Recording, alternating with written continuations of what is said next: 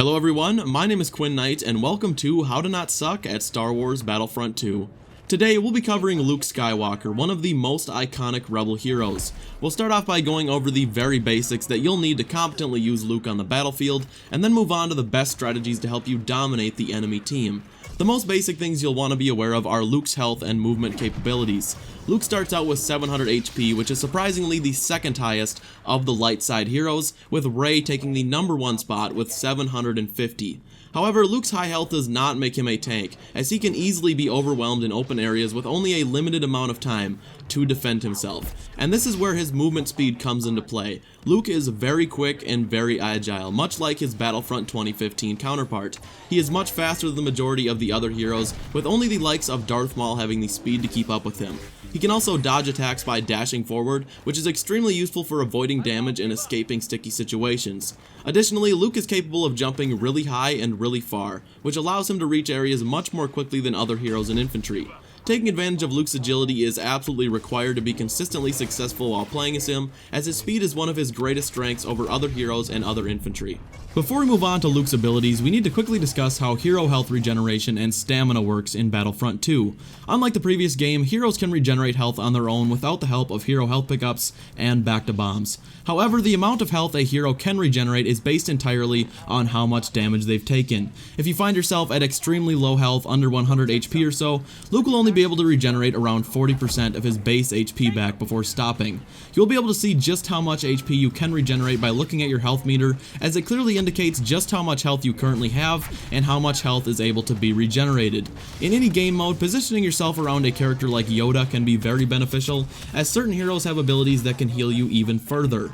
In Heroes vs Villains, becoming the target will return you to maximum health, and this can be used to your advantage for tanking other heroes without worry of dying, as you have a countdown to when your health will be fully restored.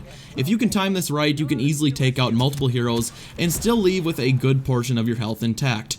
Make sure you do your absolute best to conserve your health as best as you possibly can while still helping out your team, as a Luke that is not doing anything and running around aimlessly isn't going to help out anyone, and make sure you take advantage of any opportunity to heal, including certain star cards that we will be discussing later. Moving on to Luke's stamina. Stamina drains when you use your base lightsaber attack and dash, as well as deflecting blaster bolts with Luke's lightsaber, and putting your meter in the red can hinder your ability to do all three of these things effectively. Keeping Luke's stamina at a workable level is extremely easy. It's one of the easiest things to do in Battlefront 2, and I rarely, if ever, find myself low on stamina. Be sure not to swing your lightsaber unnecessarily when enemies are out of range, and try to stay away from areas where you'll have to deflect incoming enemy fire for extended periods of time, as this is where you can run into some trouble, especially if multiple enemies are laying down heavy fire. Protecting yourself from heavy fire is the quickest way to completely drain your stamina and leave you vulnerable to incoming attacks. If you find yourself low on stamina for whatever reason, the best thing you can do is to find a safe place to quickly recover, as a Luke that can effectively attack the enemies or defend himself is no good to anyone. Again, you probably won't run into this problem often as long as you're aware of Luke's limits and are effective with your attacks.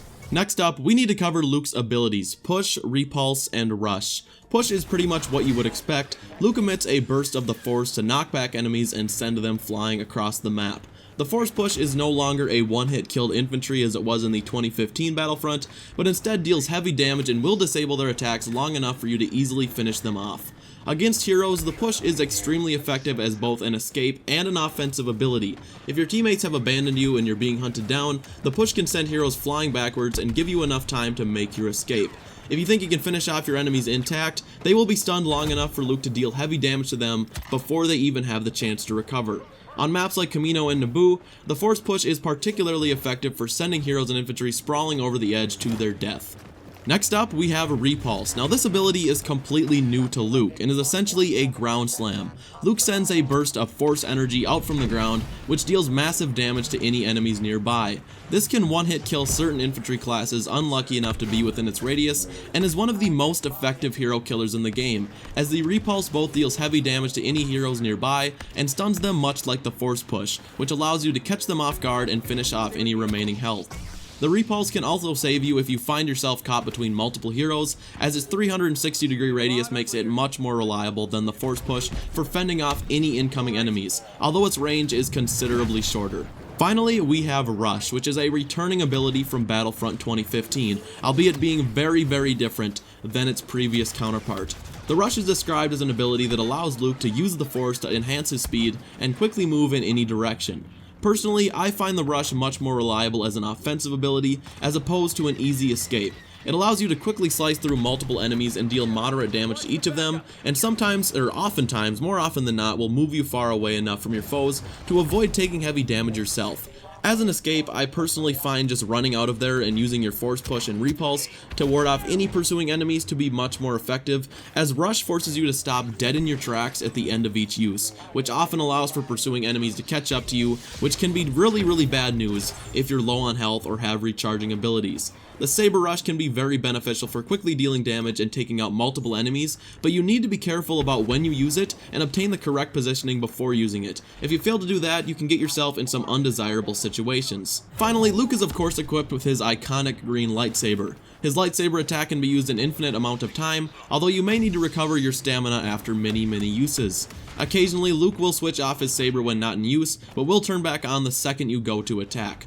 This weapon is no longer a one-hit kill as it was in Battlefront 2015, and generally takes 2 to 3 hits to kill a full health infantry, depending on the class the player is running.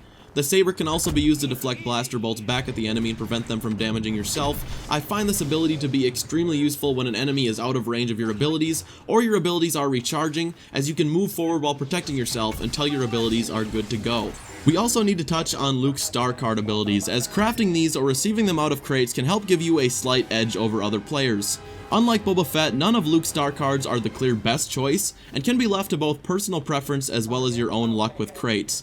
At first, you'll only be able to equip 1 star card to your class, but after reaching levels 5 and 10, you'll be able to equip 2 and finally 3 different cards to your hero. As far as upgrading Luke, I would really recommend playing through the campaign, as beating Mission 4 will award you with a Luke Skywalker Hero Crate, which will give you 2 uncommon star cards for Luke. This can help you take your hero instantly up to level 4, and crafting just 1 additional common card will take you to level 5 and allow you to equip 2 star cards to your class. I ended up with Jedi Reflexes, which allows Luke to do 1 extra rush while increasing the recharge time slightly, and Cleansing the Darkness, which recovers some of Luke's health after each enemy kill. This one I will be upgrading and constantly using, as I feel it is the best card for Luke and can really help tank through matches of heroes versus villains. The other 2 standouts that I plan on upgrading are his Epicenter card, which will deal bonus damage to anyone within the half of the push radius, and his Extended Push Reach, which will give your push extended range as well as extending your area of bonus damage. Star cards do not affect Luke as drastically as they do with certain other heroes and infantry, but when played correctly can give you an edge that may mean the difference between life and death. At this point, it should be very clear that Luke is not the type of hero you want to rush into battle headlong with, as doing so will more than likely just end up getting you killed. Luke excels at flanking the enemy, taking out a concentrated group all at once, and escaping. The easiest way to be successful with Luke is to flank the enemy team, take them by surprise, and make your escape. The majority of the maps on Battlefront 2 have hallways, caves, and other narrow areas that make for ideal conditions for Luke to devastate the enemy team. That being said, there will be times when you will be forced to fight in huge open areas, and in these situations, the best thing you can do is to never stop moving. Stay on the go. If you're working on an objective, hover around it, taking out incoming enemies, and using Luke's saber block and speed to your advantage.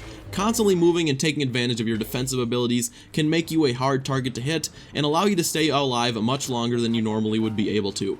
In Heroes vs. Villains, make absolutely sure you stick with your team as much as possible, as rushing into battle and instantly dying isn't going to help anyone.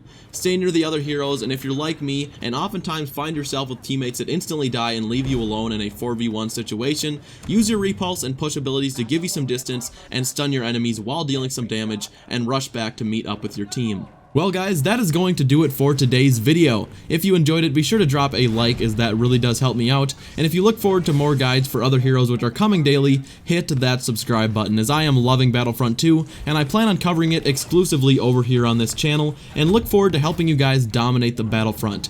Also, if you did make it to this part of the video, be sure to let me know in the comments down below which hero your current favorite is, who you've been maining, as I find there are many strong heroes in this game, and similar to Battlefront 15, each can be amazing in their own right as long as you play them correctly. Once again, thank you all so much for watching, you guys stay classy, and I'll see you in the next one. Bye!